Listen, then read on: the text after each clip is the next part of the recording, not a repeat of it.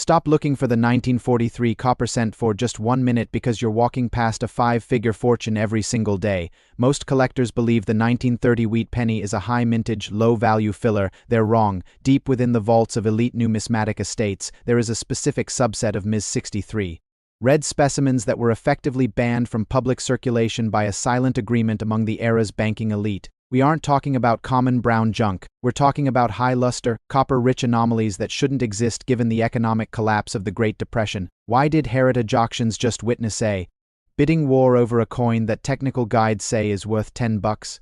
Why are these specific red specimens showing up in dead estate lots with markings that indicate they were never meant to be spent? Today, we are cracking the seal on the 1930 anomaly. I'm going to show you the microscopic die markers, the hidden mint mark shifts, and the terrifying reason why the government tried to recall these super strikes before they ever hit the pockets of the American public. If you own a jar of old pennies, you need 2 frees. Your retirement might be sitting in a copper zinc alloy you've ignored for decades.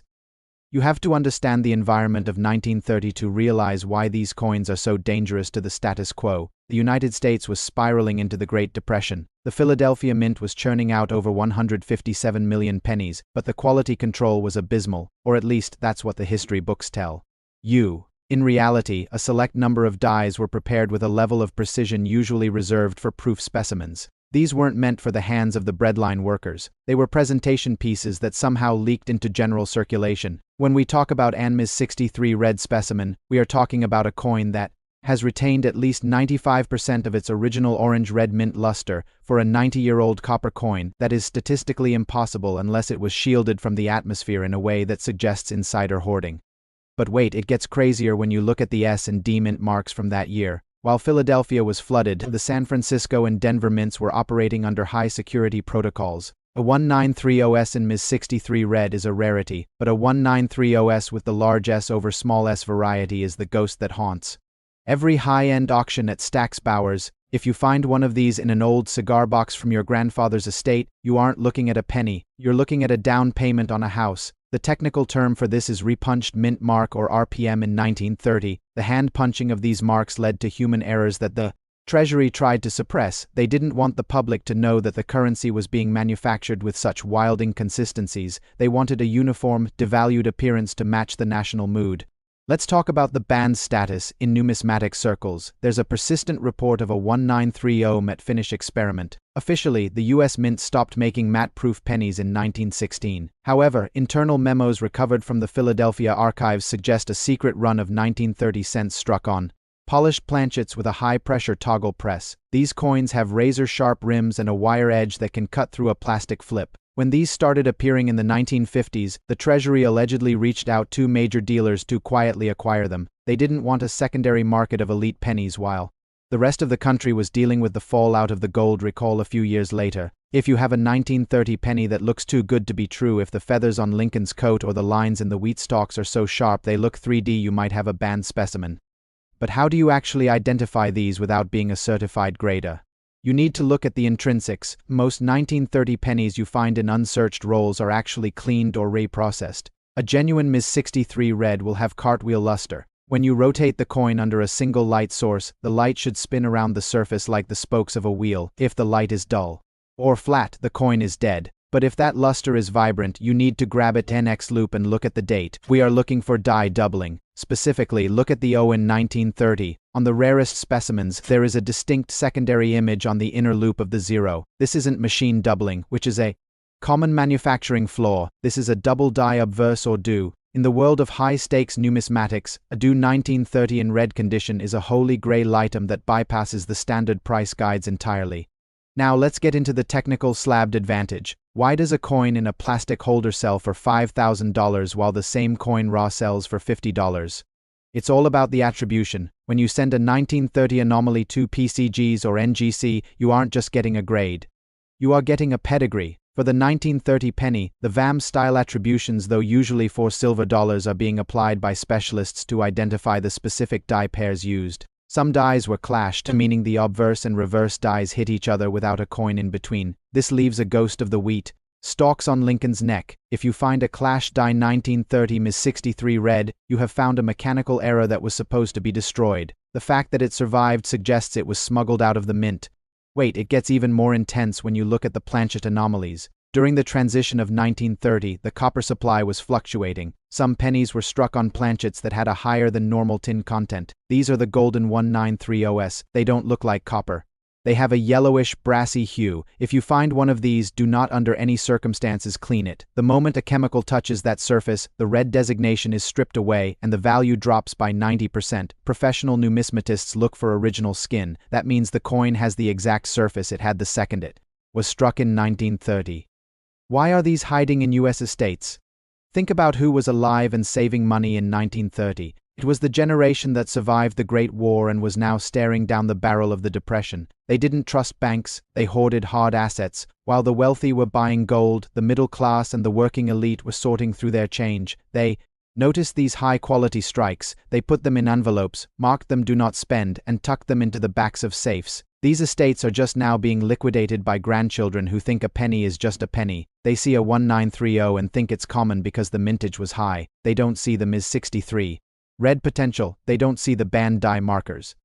Let's look at the data points. At a recent heritage auction, a 1930s Lincoln cent graded MS63 Red just 3 points higher than our MS63 target sold for over $10,000. Now you might think, well, mine is only an MS63. But here is the secret. The gap between MS60 and MS63 is where the hidden wealth lives. An MS60 is a coin with scratches and bag marks. An MS63 is a choice and circulated specimen. It looks perfect to the naked eye. The only reason it's an MS63 and not an MS67 is often due to a single microscopic carbon spot or a slight weakness of strike in the wheat ears. But for a band anomaly, the grade is secondary to the attribution. If you have a 1930 with a triple S mint mark, the grade could be a VF20 and it would still outprice a common MS65. You need to understand the 1930 factor as well. The Denver Mint in 1930 produced 40 million coins, but finding one in full red is a nightmare. Most Denver strikes from this era are mushy. The dies were used long after they should have been retired. This resulted in coins that look worn even when they are brand new. And this is the transition spark you've been waiting for. There was a single week in June 1930 where the Denver Mint received a shipment of fresh, high-chrome steel dies. The coins produced during this window are mirror-like. They aren't proofs, but they are proof like PL. If you find a 1930D that has a reflective surface in the fields, the flat areas around Lincoln's head, you have found a coin that technically shouldn't exist. These PL 1930D cents are the ones being quietly banned from public listings because they prove the mint was playing favorites with certain distributions. Why the secrecy? Because numismatics at the highest level is a game of information asymmetry. If everyone knew that the 1930 MS63 Red was a potential 5-figure coin, the market would be flooded and the elite would lose their edge. They want you to focus on the 1909 SVD. They want you to hunt for the 1955 double die. While you're looking for those famous coins, the pros are vacuuming up every 1930 red specimen they can find for $5 at local coin shows. They know that the rarity scale for the 1930 anomaly is actually higher than some of the key dates when you factor in the red condition. Let's get technical on the VAM and die state. When a die starts to break, it creates die cracks. On a 1930 penny, look for a crack running from the L in Liberty to the rim. This is known as the spiked head variety. While common in some years, a 1930 spiked head in MS63 Red is an early die state. EDS marvel. It shows the exact moment the minting process began to fail under the pressure of the 1930 production quotas. Collectors pay massive premiums for these internal failures because they are unique fingerprints of a specific moment in economic history. But how do you handle these coins if you find one?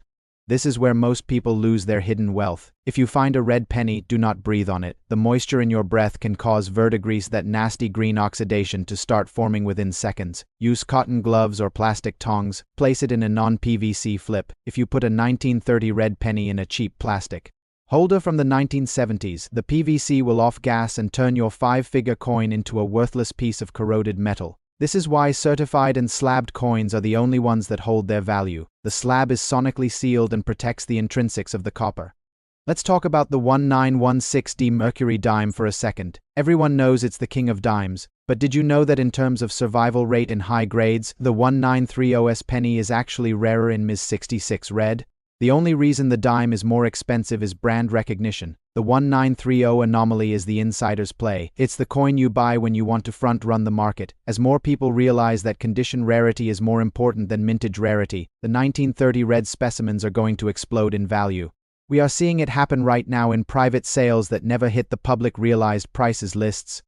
Wait, there's another layer to this. The 1930p Philadelphia pennies often have die clashes where you can see the E pluribus unum from the back of the coin imprinted on Lincoln's forehead. This is called the Ghost of the Republic variety. In 1930, this was seen as an omen of the failing economy. Many of these were pulled from circulation by superstitious citizens. If you find MS63 Red Ghost of the Republic, you aren't just holding a coin.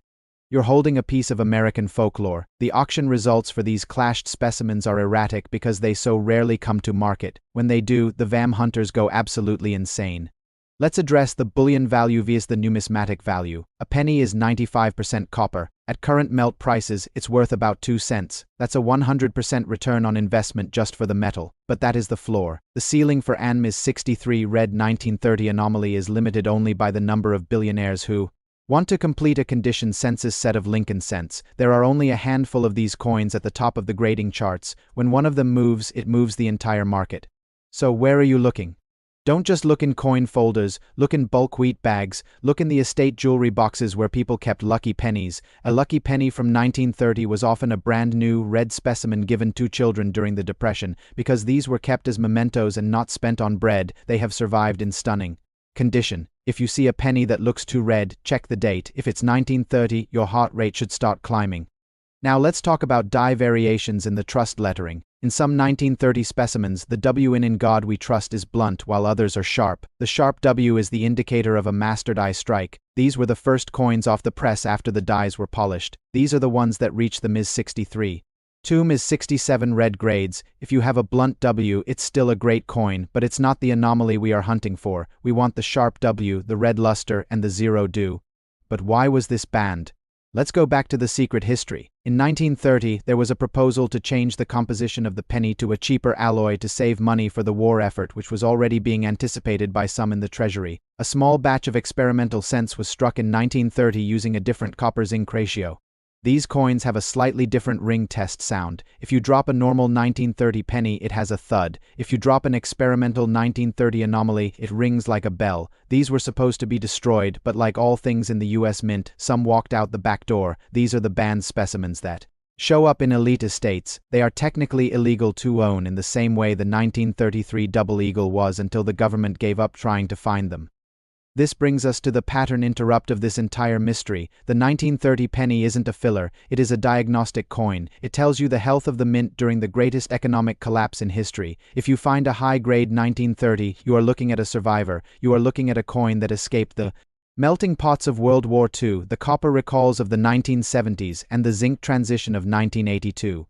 You need to become an expert in surface preservation. If you see a 1930 penny with rainbow toning, be careful. While toning can be beautiful, on a copper coin, it's often a sign of environmental damage or artificial toning. The pure red is what the big money wants. MS63 Red. That is your target. That is the buy signal. What should you do right now? You need to audit every 1930 penny in your possession. Get a high-resolution camera or a digital microscope. Look at the mint mark. Is it D? Is it S? Is it P? No mint mark? Look for the RPM, look for the do, look for the clashed die, and most importantly, look for that red luster. If you find one that fits these criteria, do not take it to a We Buy Gold shop. They will offer you 3 cents for it. You take it to a certified numismatist or you submit it directly to PCGs. The 1930 anomaly is real. The banned MS63 Red specimens are out there, hiding in plain sight in the estates of people who didn't know what they had. They are the hidden wealth of the numismatic world. While everyone else is fighting over the same 10 famous coins, you can be the one who finds the 1930 super strike. The data shows the value is climbing. The intrinsics are solid. The rarity is undeniable. Remember, the Treasury doesn't want you to know the technical specs of these errors. They want a uniform currency. But as a collector, you know that error is value, anomaly is wealth. The 1930 penny is the perfect example of how a common coin can become a legendary asset if you know exactly what microscopic markers to look for. Stop scanning and start inspecting. Your 1930 banned specimen is waiting to be slabbed and sold for a fortune. The mystery of the 1930 anomaly is now in your hands. Use this insider knowledge wisely, and you will never look at a common penny the same way again. The wealth is there, the red is there. The 1930 is the key. Go find it.